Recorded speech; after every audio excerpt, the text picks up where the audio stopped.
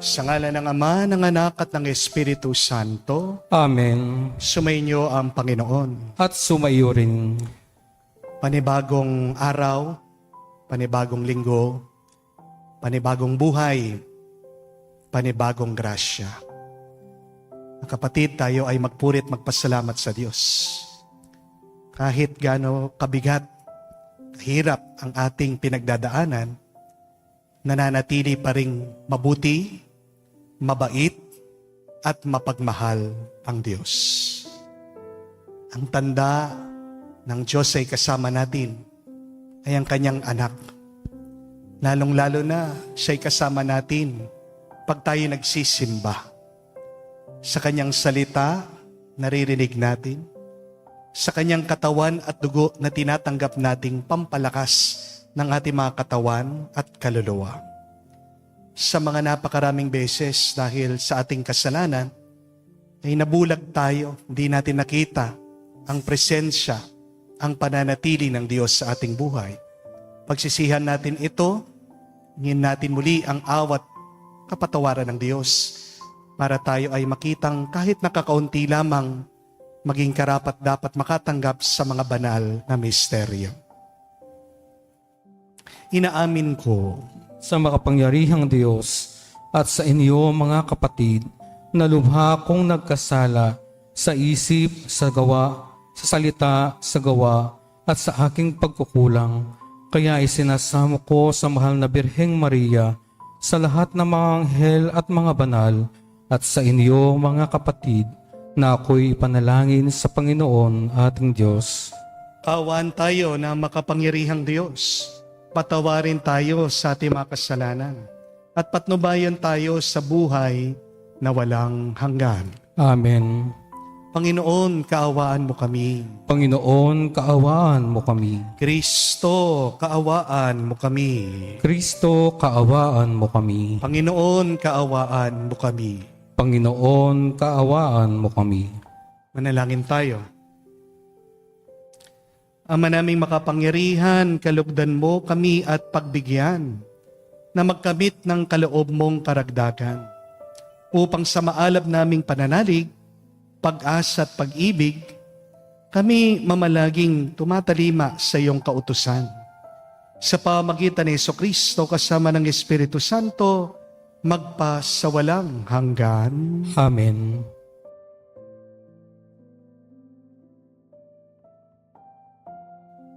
Pagbasa mula sa aklat ng Eksodo. Noong mga araw na iyon, nang makarating sa Faraon ang balita tungkol sa pag-alis ng mga Israelita, nagbago siya ng isip, pati ang kanyang mga tauhan. Sinabi nila, "Bakit natin pinayagang umalis ang mga Israelita? Di wala nang maglilingkod sa atin." Ipinahanda ng Faraon ang kanyang mga karwaheng pandigma at kanyang mga kawal. Ang dala niya'y 600 piling karwaheng pandigma, kasama ang lahat ng karwahe sa buong Ehipto. Bawat isa'y may sakay na punong kawal. Ang Faraon ay pinamatigas ng Panginoon at hinabol niya ang mga Israelita na nooy naglalakbay na sa pamamatnubay niya. Hinabol nga ng mga Ehipsyo ng mga kawal ng Faraon, sakay ng kanilang karwahe. Inabot nila ang mga Israelita sa tabing dagat malapit sa Pihaharot sa tapat ng Baal-Zephon. Pinagharian ng matinding takot ang mga Israelita nang makita nilang dumarating ang Faraon at ang mga Ehipsyo. Kaya dumaing sila sa Panginoon. Sinabi nila kay Moises, "Wala na bang mapaglilibingan sa amin sa Ehipto? kaya mo kami dinala sa ilang para dito mamatay? Inialis mo kami sa Ehipto. Tignan mo ang nangyari. Hindi ba't bago tayo umalis ay sinabi na namin sa iyo na ganito ang aming sasapitin? Sinabi na namin sa iyo na huwag kaming pakialaman at pabayaan na kaming manatiling alipin ng mga Ehipsyo. Sapagkat ibig pa namin ang manatiling alipin kaysa mamatay dito sa ilang. Sumagot si Moises, lakasan ninyo ang inyong loob. Huwag kayong matakot.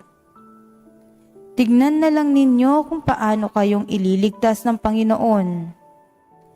Hindi na ninyo makikitang uli ang mga Ehipsyong iyan. Ipagtatanggol kayo ng Panginoon. Wala kayong gagawin anuman. Sinabi ng Panginoon kay Moises, bakit mo ako tinatawag? Palakarin mo ang mga Israelita. Itapat mo sa ibabaw ng dagat ang inyong tungkod. Mahati ang tubig at matutuyo ang lalakaran ninyo. Lalo kong pamamatigasin ang mga Ehipsyo at pasusundan ko kayo sa kanila. Ngunit doon ko sila lilipunin. Ang mga Ehipsyo, ang mga kawal ng Faraon, pati ang kanilang mga karwahe. Ipakikita ko sa kanila ang aking kapangyarihan. Sa gayon, malalaman ng mga Ehipsyong iyan na ako ang Panginoon. Ang salita ng Diyos. Salamat sa Diyos. Poon ay ating awitan sa kinantam niyang tagumpay. Poon ay ating awitan sa kinamtan niyang tagumpay. Ang Panginooy ating ngayong awitan sa kanyang kinamtang dakilang tagumpay. Ang mga kabayo't kawal ng kaaway sa pusod ng dagat lahat natabunan. Ako'y pinalakas niyang pinatatag. Siya ang aking nagkukupkop. Nag-ingat, Diyos ng magulang ko, aking manliligtas. Poon ay ating awitan sa kinamtan niyang tagumpay. Siya'y mandirigma na walang kapantay. Panginooy kanyang pangalan. Nang ang mga kawal ng Faraon sa dagat ng mga tambo ay nangagsilusog. Ang lahat ng ito ay kanyang nilunod, pati na sasakyay kanyang pinalubog.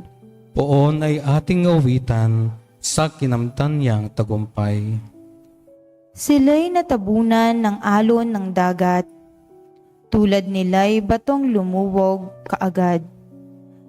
Ang mga bisig mo ay walang katulad, walang ang katulad, walang kasing lakas.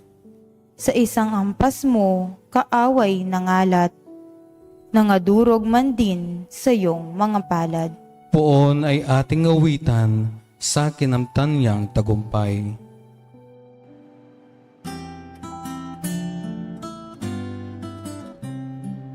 Alleluia, alleluia, alleluia, alleluia, alleluia, alleluia, alleluia, alleluia, alleluia, alleluia, alleluia, alleluia. Dinggin ninyong lahat ngayon ang tinig ng Panginoon sa loob na mahinahon. Alleluia, Alleluia. Sumainyo ang Panginoon. At sumayo rin. Ang mabuting balita ng Panginoon ayon kay San Mateo. Papuri sa iyo, Panginoon. Nung panong yun, sinabi ng ilang iskriba at pariseo kay Jesus, Guro, Maaari po bang magpakita kayo ng tanda mula sa langit? Sumagot si Jesus, lahing masama at di tapat sa Diyos. Naghahanap kayo ng tanda, ngunit walang ipapakita sa inyo maliban sa palatandaang inilalarawan na nangyari kay Propeta Jonas. Kung paanong si Jonas ay 3 araw at 3 gabi nasa tiyan ng dambuhalang isda, gayon din ang anak ng tao ay 3 araw at 3 gabi sa ilalim ng lupa. Sa araw ng paghuhukom, titindig ang mga taga-Ninive laban sa lahing ito, at ito'y hahatulan ng kaparusahan. Sapagkat nagsisi sila dahil sa pangaral ni Jonas, ngunit higit na di hamak kay Jonas ang naririto. Sa araw na iyon, titindig ang reyna ng timog laban sa lahing ito, at ito'y hahatulan ng kaparusahan. Sapagkat nanggaling siya sa dulo ng daigdig upang pakinggan ang karunungan ni Solomon. Ngunit higit na di hamak kay Solomon ang naririto. Mga kapatid, ang mabuting balita ng ating Panginoon. Pinupuri ka namin, Panginoong Hesukristo. Magandang araw po muli sa inyong lahat. Masama po bang humingi ng sign o tanda sa Diyos? Marami po kasi sa atin, minsan kapag nagdadasal, humihingi ng sign sa Panginoon. Di po ba? Nagtatanong, Lord, hihiwalayan ko na ba itong asawa ko? Ang tigas ng ulo. Hindi nagbabago. Ilang beses ko nang pinatawad. Ganun pa rin. Patuloy akong sinasaktan. Kailan ba ako bibitiw sa Kanya? May iba pong nagtatanong din, Lord, mag-i-stay pa ba ako sa aking trabaho? Binibigyan ako ng hard time nitong aking mga kasama sa trabaho.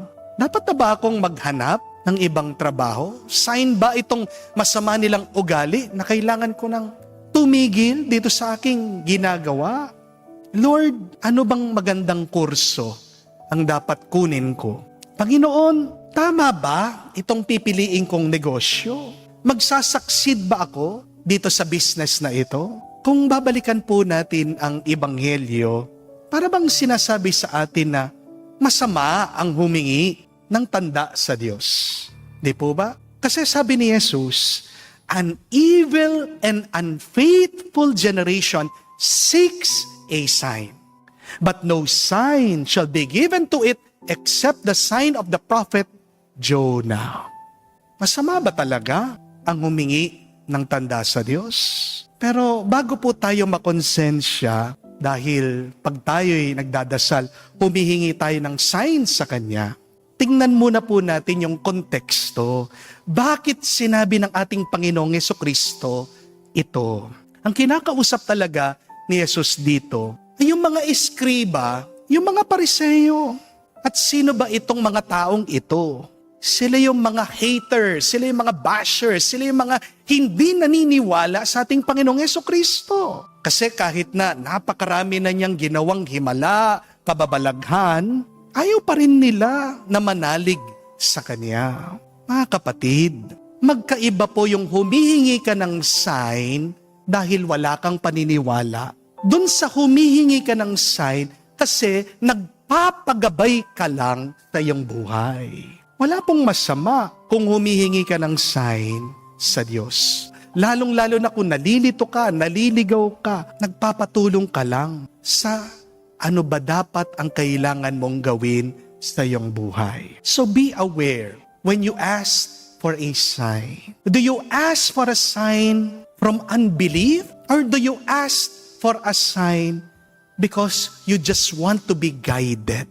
Kung talaga pong masama ang humihingi ng tanda sa Diyos, dapat hindi na sinabi ni Jesus na merong mga kakibat na tanda ang mga naniniwala sa Kanya. Di ba? Those who believe in me, Jesus said, signs will accompany them. They can exorcise evil spirits. Makakapagsalita sila ng iba't ibang lengguwahe at wika. Hindi sila malalason ng mga ahas kahit na hawakan nila ang mga ito. Sabi pa nga ni Jesus sa Ebanghelyo ni San Juan, kung hindi natin kayang maniwala sa kanyang salita, maniwala tayo dun sa tanda ng kanyang mga ginagawa. Kaya nga po, hindi po makasarili, hindi po masama na humingi ka ng sign sa Diyos. Lalong-lalo na kung sincere ka naman, humihingi ka ng guidance sa Panginoon. Pero konting ingat lang po ha.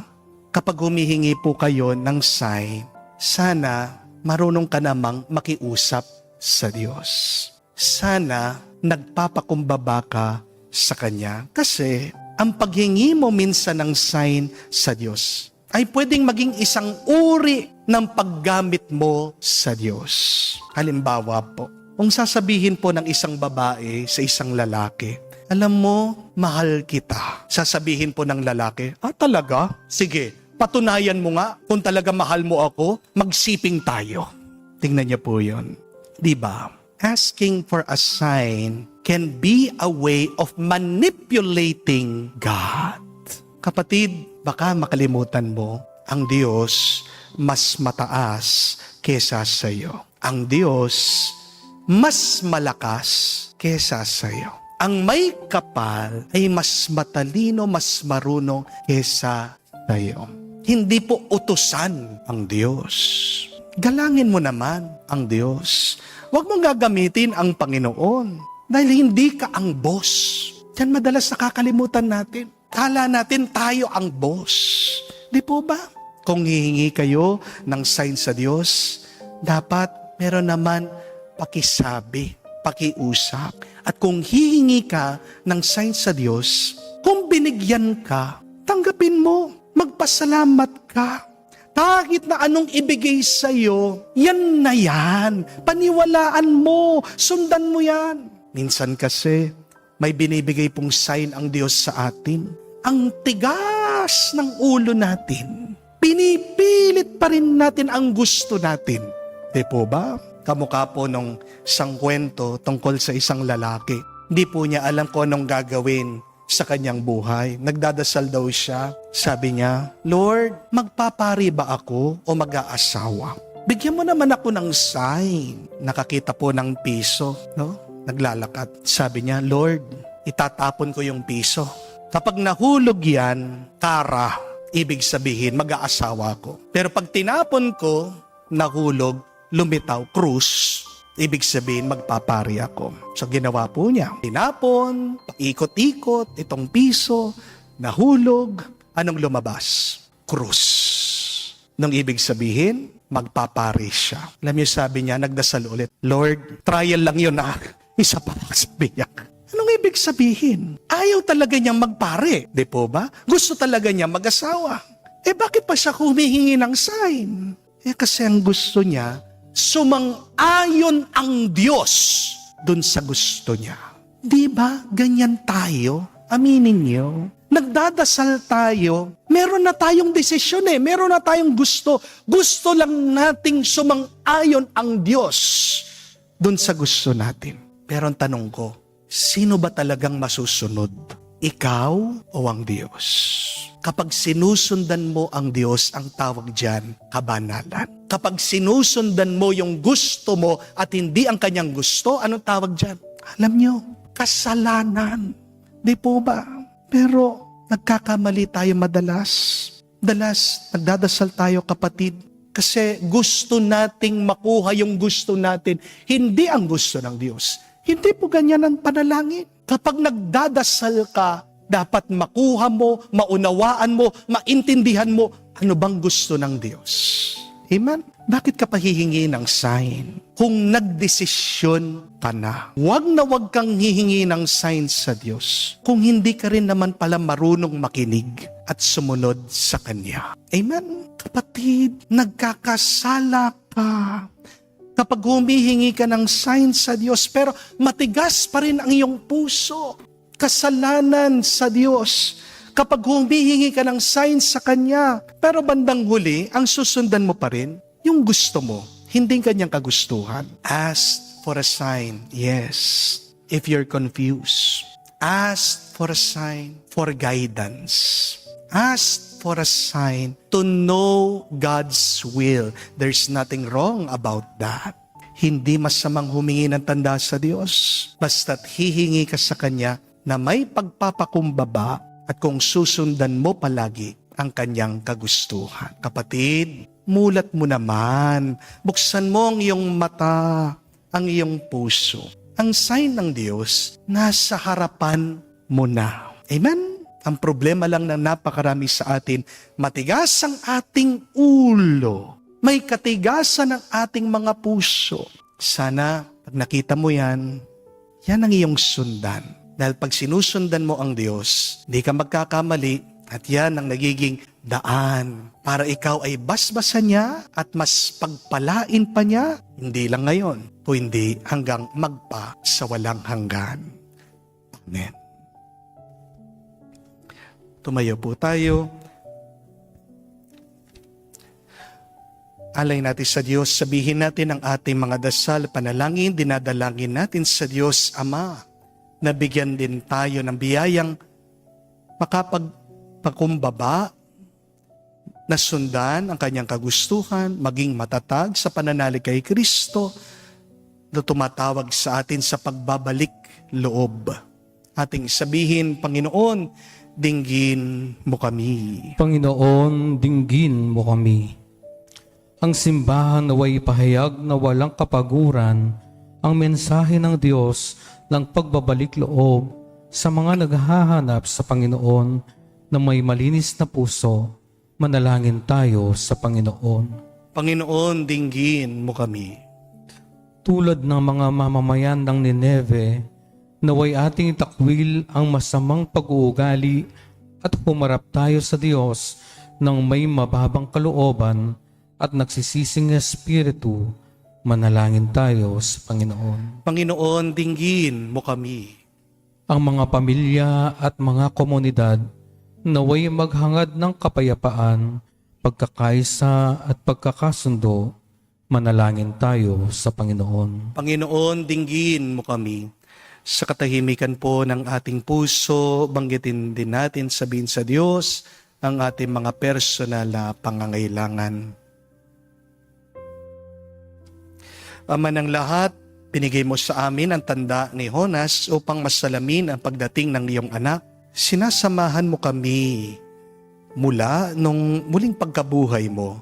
Isama mo kami muli sa iyo hanggang sa magpakailanman. Hinihiling namin ito sa pamagitan ni Kristo, aming Panginoon. Amen.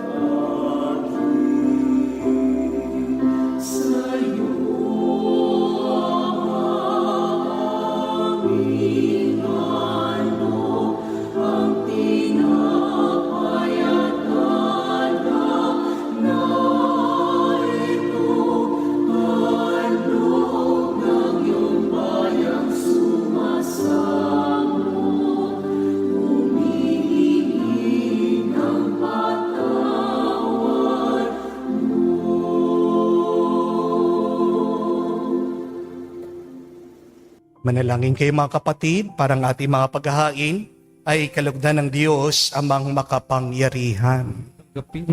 Anong Panginoon, itong paghahain sa iyong mga kamay, sa kapurihan niya at karangalan, sa ating kapakinabangan at sa buong sambayanan niyang banal. Ama naming lumikha, lahat ng iyong paghahaing pinag-utos ng araw ay iyong pinagtibay sa isang haing hantungan ng tanan. Tanggapin ang ginaganap namin ngayon, iyong mga lingkod, at basbasan mo ito ng kabanalang gaya ng iyong kaloob sa mga alay ni Abel na lubha mong kinalulugod upang ang mga handog ng bawat isa ay nagbigay para sambahin ang banal mong ngalan ay magkamit ng karagdagan mong kasiyahan. Sa pamagitan ni Kristo kasama ng Espiritu Santo, magpa sa walang hanggan. Amen. Sumainyo ang Panginoon. At sumaiyo rin. Itaas sa Diyos sa inyong mga puso at diwa. Itinaas na namin sa Panginoon. Pasalamatan natin ang Panginoong ating Diyos. Marapat na siya ay pasalamatan. Ama naming makapangyarihan, tunay nga marapat ikaw ang aming pasalamatan. Sa pamagitan ni Kristo na aming Panginoon, kinalulugod mong sa Kanya'y baguhin, mabuti ang lahat at sa pamagitan niya, aming tinanggap ang iyong abot-abot na kaloob at paglingap. Kahit na siya ay hindi naiiba sa iyo, minabuti niyang maging di na rin naiiba sa mga tao. Hamak siyang tulad namin sa kamatayang totoo.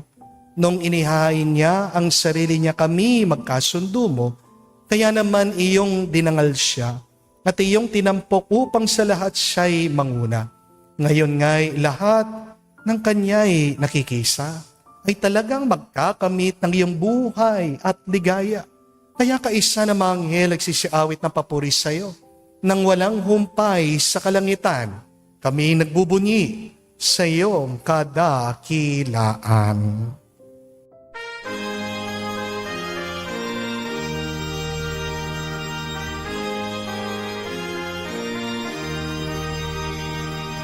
Santo, Santo, Santo, Panginoong Diyos ng mga hukbo. Napupuno ang langit at lupa ng kadakilaan mo. Hosana sa kalitasan, pinagpalang na Panginoon ito sa ngalan ng Panginoon. Hosana sa kalitasan, Hosana sa kalitasan. Ama naming banal, ikaw ang bukal ng tanang kabanalan. Kaya't sa pamagitan ng iyong Espiritu, gawin mong banal ang mga kaloob na ito upang para sa amin maging katawan at dugo ng aming Panginoong Jesucristo. Bago niya pinagtiis ang kusang loob na maging handog, hinawakan niyang tinapay, pinasalamatan kanya, pinagati-hati niya iyon, inabot sa kanya malagad at sinabi, tanggapin ninyong lahat ito at kanin. Itong aking katawan na ihahandog para sa inyo.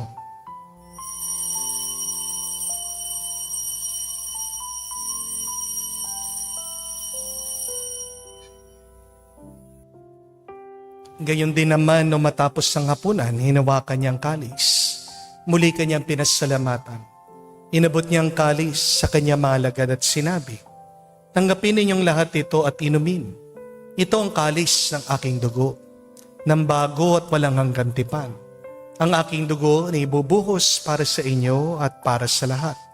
Sa ipagpapatawad ng mga kasalanan, gawin ninyo ito sa pag-aalaala sa akin.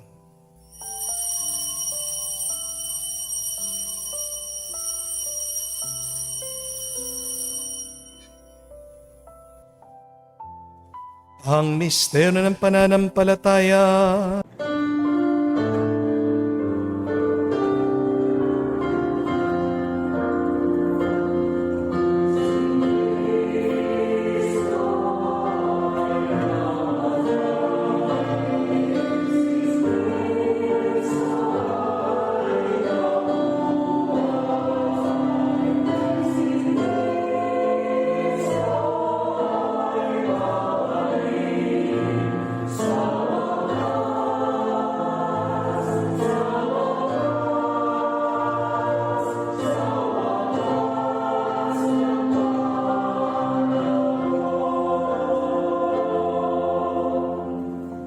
Ama, ginagawa namin ngayon ang pag-alaala sa pagkamatay muling pagkabuhay ng iyong anak. Kaya tinialay namin sa iyong tinapay na nagbibigay buhay at ang kalis na nagkakalob ng kaligtasan. Kami nagpapasalamat dahil kami iyong minarapat na tumayo sa harap mo para maglingkod sa iyo. Sinasamo namin kami magsalo-salo sa katawan at tugo ni Kristo ay mabuklod sa pagkakaisa sa pamagitan ng Espiritu Santo. Ama, lingapin mong iyong simbahan, laganap sa buong daigdig. Puspusin mo kami sa pag-ibig. Kaisa ni Leon ang aming Santo Papa, si Florentino aming Arsobispo at ng Tanang Kaparian. Alalahanin mo rin ang aming mga kapatid na nahimlay may pag-asang sila'y muling mabubuhay. Gayon din naman lahat ng mga pumanaw. Kawan mo't sila't patuloyin sa iyong kaliwanagan. Kawan mo't pagindapatin kaming lahat na makasalo sa iyong buhay na walang wakas. Kaisa na mahal na Birhen Maria, Ina ng Diyos, kaisa ni San Jose, ang kanyang maluwalhating esposo, kaisa na mga apostol, lahat ng mga banal na namuhay dito sa daigdig na kalugod-lugod sa iyo. May pagdiwang nawa namin ang pagpupuri sa kararangal mo sa pamagitan ng iyong anak, aming Panginoong Hesukristo. Sa pamamagitan ni Kristo, kasama niya at sa Kanya, ang lahat ng parangal at papuri ay sa iyo, Diyos Ama, makapangyarihan, kasama na Espiritu Santo, magpasawalang hanggan. Amen, amen, amen. Sa nakakagaling na utos at turo ni Jesus sa Panginoon natin at Diyos, ipahayag natin ang lakas, loob.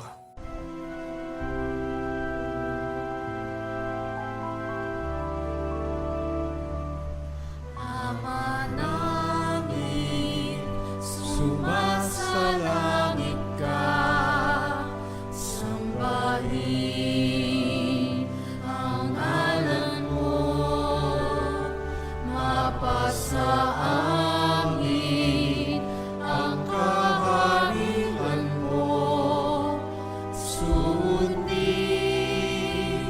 ang loob mo dito sa lupa. Para ng sa langit, bigyan mo kami ngayon ng aming kakanin sa araw-araw. At patawarin mo kami sa aming mga sala, para ng pagpapatawad namin sa nagkakasala sa amin. At huwag mo kami ipahintulot sa tukso, at iadya mo kami sa lahat ng masama.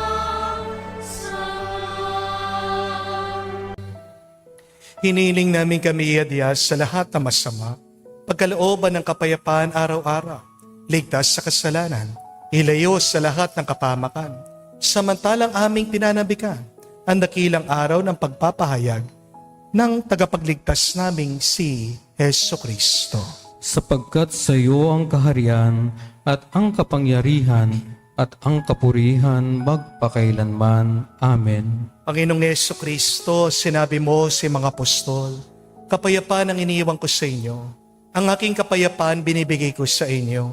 Nung ngayon mong aming pananampalataya, at huwag ang aming pagkakasala.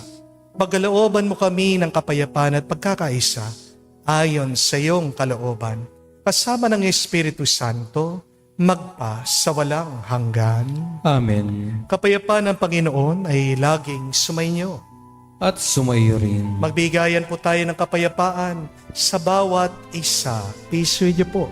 Kapayapaan po sa inyong lahat.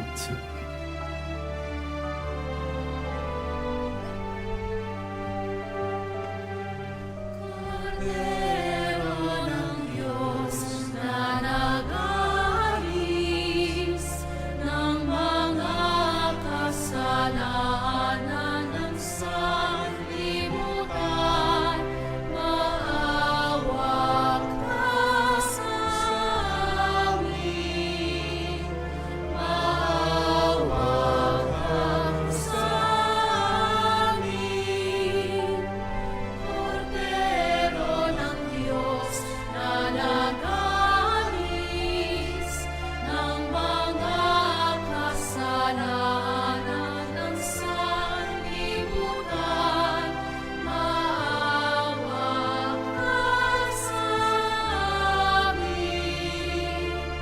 Maawa ka sa amin. Kordero ng Diyos na nag-aalis ng mga kasalanan ng sanlibutan, ipagkaloob mo sa amin ang kapayapaan. Mga kapatid, naririto ang ating Panginoong Yesukristo, ang Kordero ng Diyos. Siya nag-aalis sa mga kasalanan ng sanlibutan. Mapalad tayong lumalapit sa piging ng Kordero. Panginoon, hindi ako karapat-dapat na magpatuloy sa iyo, ngunit sa isang salita mo lamang ay gagaling na ako.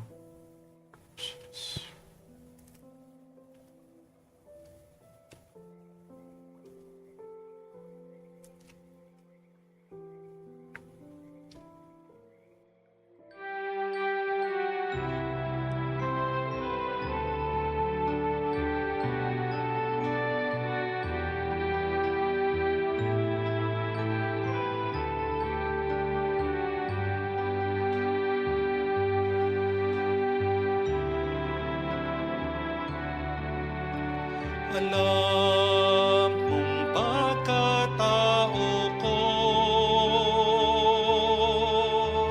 wala akong matatago. Alam mong aking isipan, alam mo ang lahat ng ginagawa ko, O Diyos. Gabayan mo ko, Diyos, sa buhay na ito. Ilapit mo ako sa pagmamahal mo. Dalhin mo ko, Panginoon, sa kalangitan. Buhay kasama mo.